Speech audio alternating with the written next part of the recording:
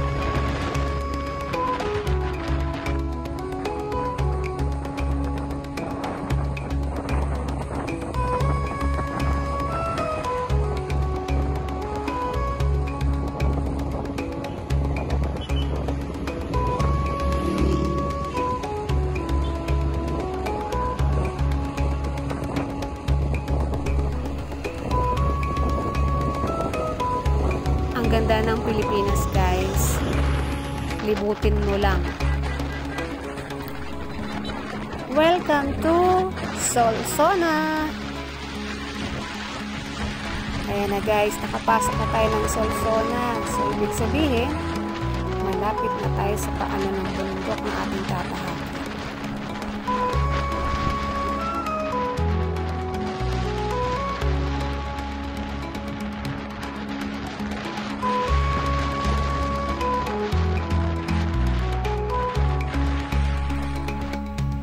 Ayan guys, nagpicture muna kami sa paanan ng bundok at kasi ang ganda naman ng background namin.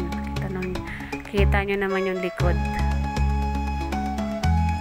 Umpisa na ng bakbakan. Adventure na guys, let's go!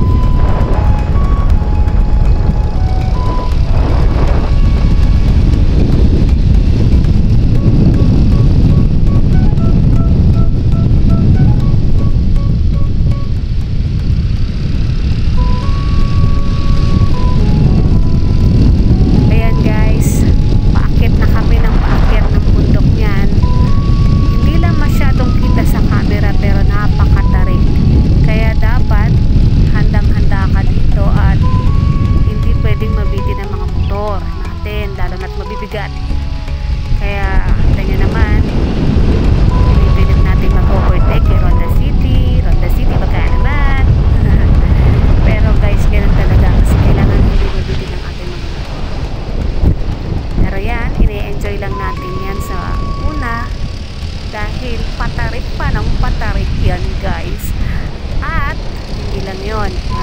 landslide, kaya dapat kung pupunta kayo rito, maliwanag pa para hindi kayo mabigla at ma-surprise sa inyong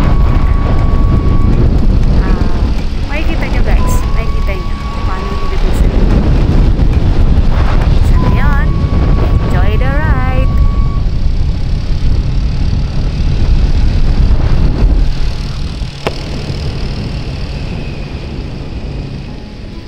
Kung makikita nyo, wala na kami sa likod, nasa pangalawa kami ni Ronda City.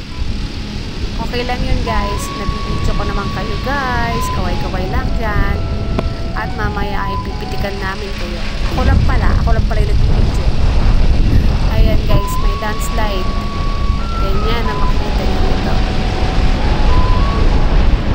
May daan na maliit, may kita nyo rin yan, landslide oh. Kaya talaga, pag pumunta kayo dito, maganda maliwanag. Kasi, ayan, isa pa yan, no? Walang laman yung ilalim ng karsada. Diba? Kung madilim yan, paano na? Tapos, kailangan nakabuelo yung mga motor. Kasi matarik nga ito, guys. Eh. Hindi siya pwede mabitin. At pag nabitin ito, napakadelikado. Kaya, kailangan kondisyon pag umakit kayo sa PC.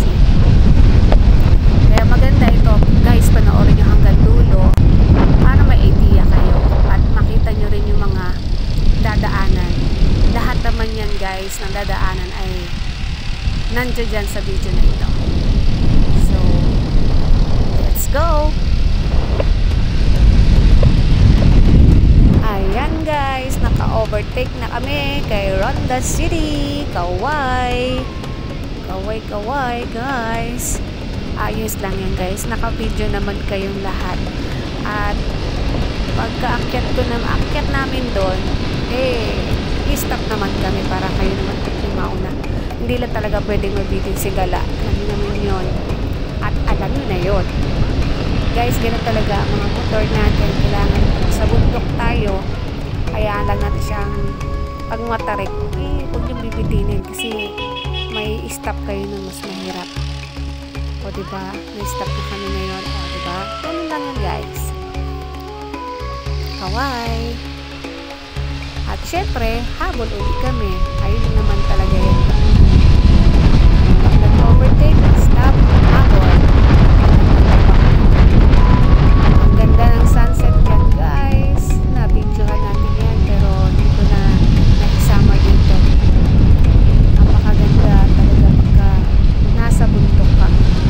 Medyo mahirap lang. Maganda siyang puntahan guys kasi karsada naman siya. Basta may makulo siya. Mabigat lang kasi talaga mga dalahin natin kasi parang ang sakay ng motor ay parang 3 tao. Oo guys, 3 kasi dalawa kami, dalawa kayo. Ganun. Tapos may mga gamit. Ng tent, gamit mabigat. Kaya tapos pa ako pa kaya parang 3 ang sakay ng aming mga motor, kaya medyo hirap. Pero kung siguro kung single lang, madali lang. Oh, ang ganda talaga, grabe, wow na wow. Pag umakit kayo dito guys, masasabi niyo palagi is wow. Yung antok nyo, yung pagod nyo, yung gutom nyo, pag nakita nyo yung view, makakalimutan nyo yung promise. Napakaganda. Pero habang bumabaybay kay Patarik, medyo gagawin nyo lang ay bubuelo kayo talaga. Hindi po pwedeng dikit-dikit kasi mahihirapan nyo ito. Ganda guys na yung rolling hills ang tawag dyan. Parang Toblerone. Ganda, diba? Ano kaya kung nasa harapan mo yan, napakaganda yan guys, promise. Medyo talagang napakalayo nga. Nakita nyo yung karsada. Ang tarik, diba? Ganyan yan guys. Pero kapag alas pag yan, nasa camera parang hindi. Pero totoo, matarik na matarik. Literal. Kaya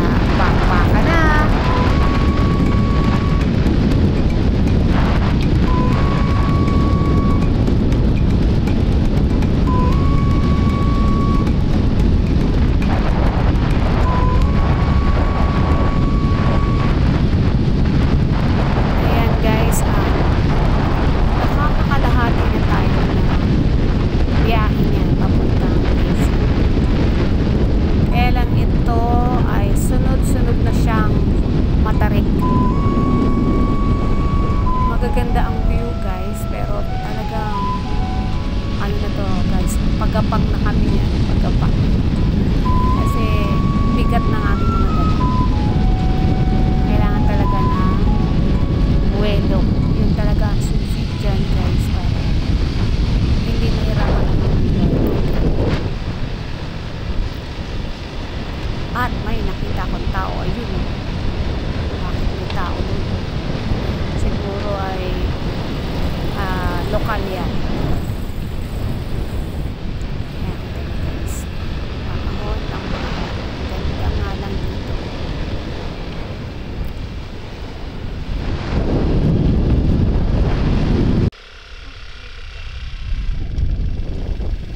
Diyan guys, medyo bitin. Nabitin kami dahil na ewan ko bakit. Namutang ko. Kaya iikot kami ulit. Bababa para makabuelo. Kaya lang sa hindi inaasahan na aberiyang pangyayari. Yan guys, hindi ko na alam na nabitawan ko pala yung camera. Kaya papansin nyo, dyan ang shot sa karsada. Kung ano yung nakikita nyo ng tarik, yan talaga yun guys, literal. Hindi ko na ano yung iba kasi mahaba at medyo magulo kasi nga hindi ko alam na naka-on pala yung camera. Pero ito yung scene. Paano tayo bababa rin? Paano siya? Walang buwet. First aid? Yung gamot? Wala na. Bukas pala to. Ay, naka-video. Yan yung kinalalagyan namin guys. Slope na patarik. At nagpatuloy na nga kami sa biyahe guys. Pinilig na. Hinahabol namin makaadating kami sa mesa na may liwanag po bago magdilim. Kaya medyo ano na kami dyan. Nagmamadaling maingat. Ganun ang tamang word. Nagmamadaling pero maingat dahil napaka-delikado ng kalsada.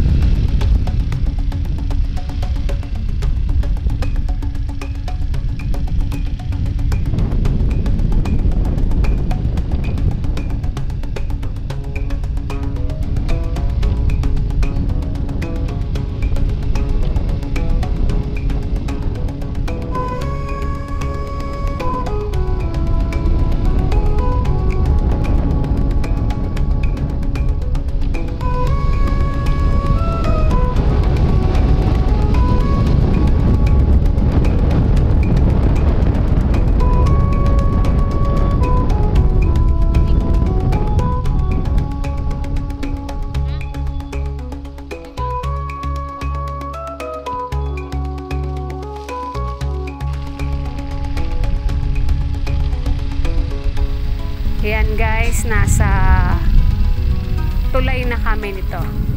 May tulay kami tatawirin. At yan na nga, madilim na. Tanging ilaw lang namin ang liwanag. Dahil siyempre bundok. Walang mga street lights dito. Ayan, yun sinasabi ko, hindi ka makapwede dahil may tulay nga ang data. At yung tulay talaga naman. Alam mo hindi masisira. Pero gabi na, bumabakbak pa rin at malamig na ng malamig.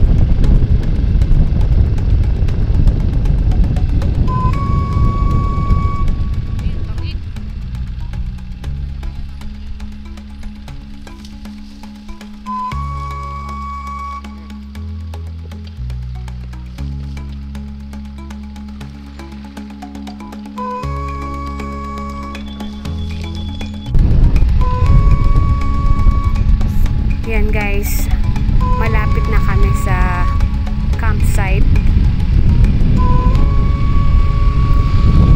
Pag nandito kayo, sobrang fog. Hindi lang siya ganun ka-visible sa camera, pero blurred ang vision namin dito eh. Sa camera parang madilim lang, pero ma-fog po yan.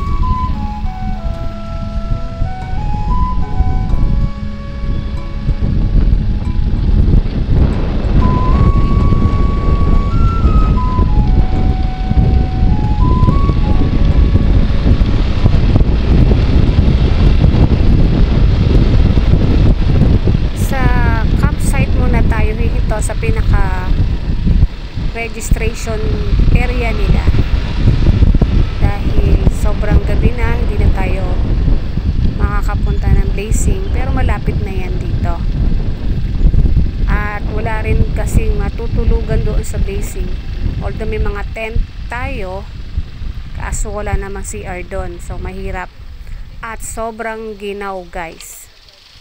Ayan, eto na, dumating na kami. Ito na yung registration area. And dito na rin yung may bayad dito na 30 pesos lang naman for environmental fee.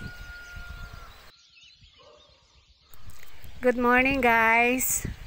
Hindi na kami nakapag-video nung gabi. Sobrang pagod na pagod. After namin kumain, talagang natulog na kami.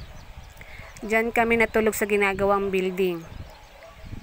Ito, umakyat kami sa rooftop. Ito yung view na dinaanan namin. Ayan yung kabundukan na dinaanan namin nung gabi.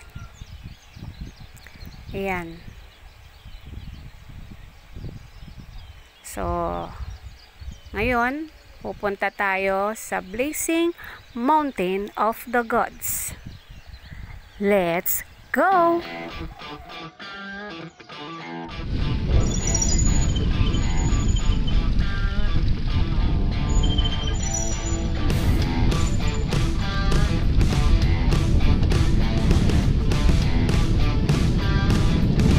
Galing doon sa tinulugan namin na campsite, pababa naman siya papuntang Blazing. Hindi na siya ganun kaahon.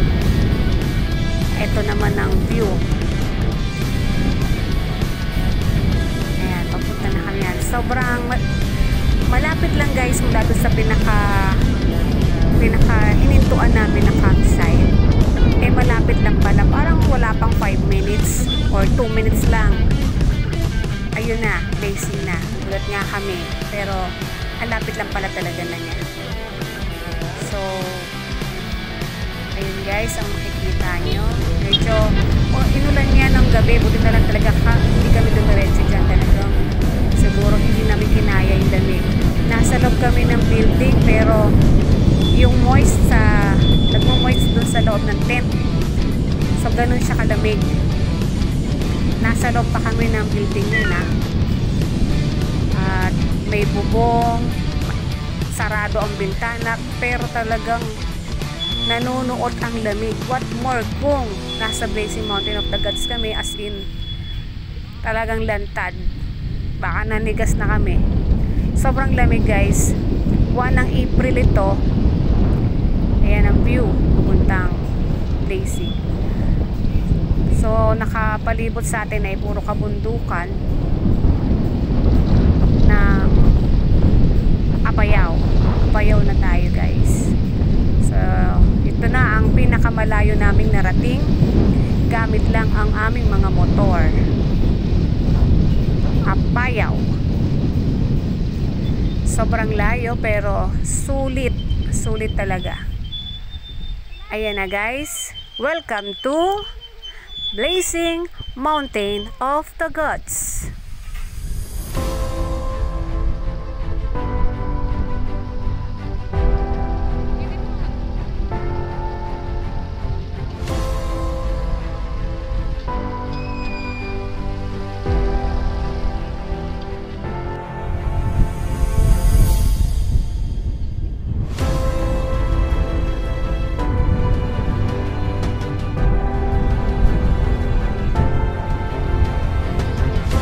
Blazing Mountain of the Gods, isa sa pinakamagandang bundok na aming narating.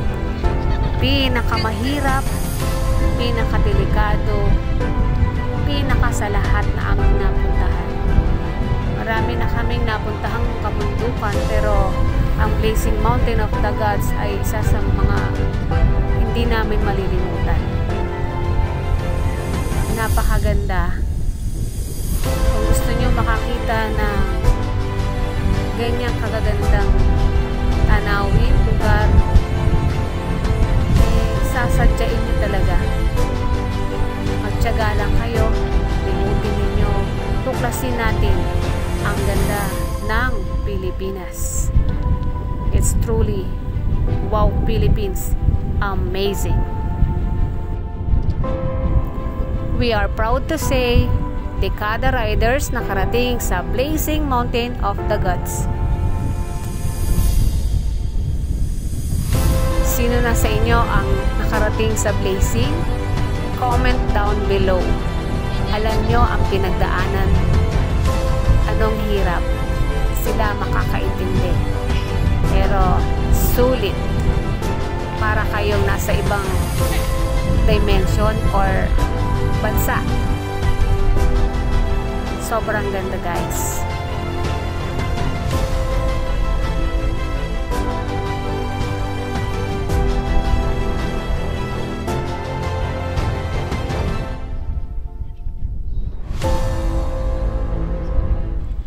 May sea of clouds dun, guys, sa bandang dulo ng bundok.